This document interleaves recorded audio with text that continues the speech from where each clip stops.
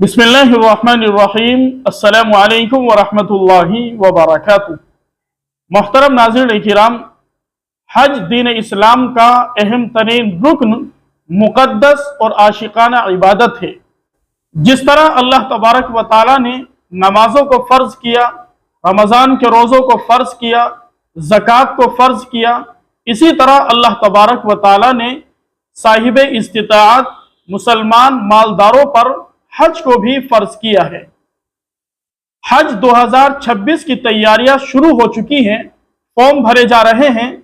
लिहाजा जिन लोगों को अल्लाह रब्बुल इज़्ज़त ने माली फरावानी अता की है और शरीयत की निगाह में उन लोगों पर हज फर्ज हो चुका है, ऐसे मुसलमान भाइयों को चाहिए कि वो 2026 के हज के फॉर्म भर दे और हज की तैयारियों में मशगूल हो जाए।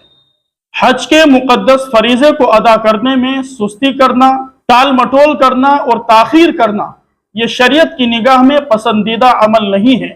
अल्लाह के नबी सल्लल्लाहु अलैहि वसल्लम ने इरशाद फरमाया, तअज्जलू इलल हज्ज यानी अल फरीज़ा फ़इन्ना अहदकुम ला यदरी मा युअरज़ु लहू।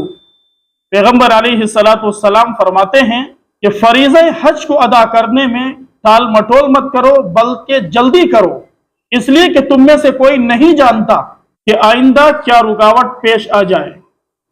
दूसरी हदीस के अंदर पैगम्बर अलैहिस्सलातु वस्सलाम इरशाद फरमाते हैं, मन अरादल हज्ज फलियतअज्जल, कि तुम में से जिस शख्स का हज करने का इरादा हो, उसे चाहिए कि वो हज का फरीजा अदा करने में जल्दी से काम ले। बहुत से लोग इस्तिताअत और गुंजाइश हो जाने के बावजूद भी हज का मुक़द्दस फरीजा अदा करने में बिला वजह ताखीर से काम लेते हैं।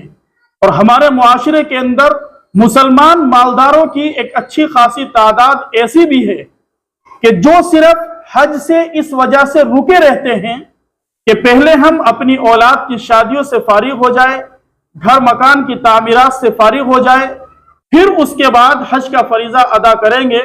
अच्छी तरह याद रखिए, हमारे उलमा ने लिखा है कि ये सोच, ये फिक्र और ये तरीका दुरुस्त नहीं है। हज फर्ज हो जाने के बाद अव्वलन हज की अदायगी की फिक्र होनी चाहिए। बल्कि एक रिवायत के अंदर पैगम्बर अलैहिस्सलातु वस्सलाम ने बड़ी नाराजगी का इजहार फरमाया और बड़ी सख्त वईद इरशाद फरमाई उन लोगों के मुताल्लिक जो इस्तिताअत हो जाने के बावजूद, हज फर्ज हो जाने के बावजूद फिर भी हज का फरीजा अदा नहीं करते, टाल मटोल करते रहते हैं।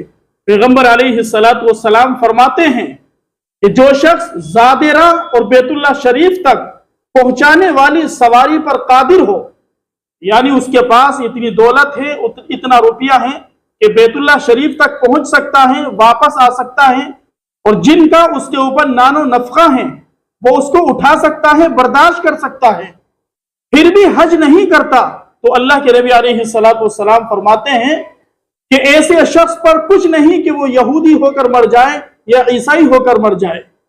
अंदाजा लगाइए पैगम्बर अलैहिस्सलातु वस्सलाम कितनी नाराजगी का इजहार फरमा रहे हैं उन लोगों के मुताल्लिक जिनके ऊपर हज फर्ज हो जाता है, फिर भी वो ताखीर करते हैं, टाल मटोल करते हैं और हज का फरीजा अदा नहीं करते। इसलिए हज 2026 की तैयारियां शुरू हो चुकी हैं और फॉर्म भरे जा रहे हैं। लिहाजा ऐसे मुसलमान भाइयों को चाहिए कि जिनके ऊपर हज फर्ज हो चुका है वो 2026 हज के फॉर्म भर दे। अपने मकामी उलमा से राब्ता कीजिए और जहां हज के फॉर्म भरे जाते हैं आप उनसे राब्ता कीजिए और जाकर अपना फॉर्म भरिए।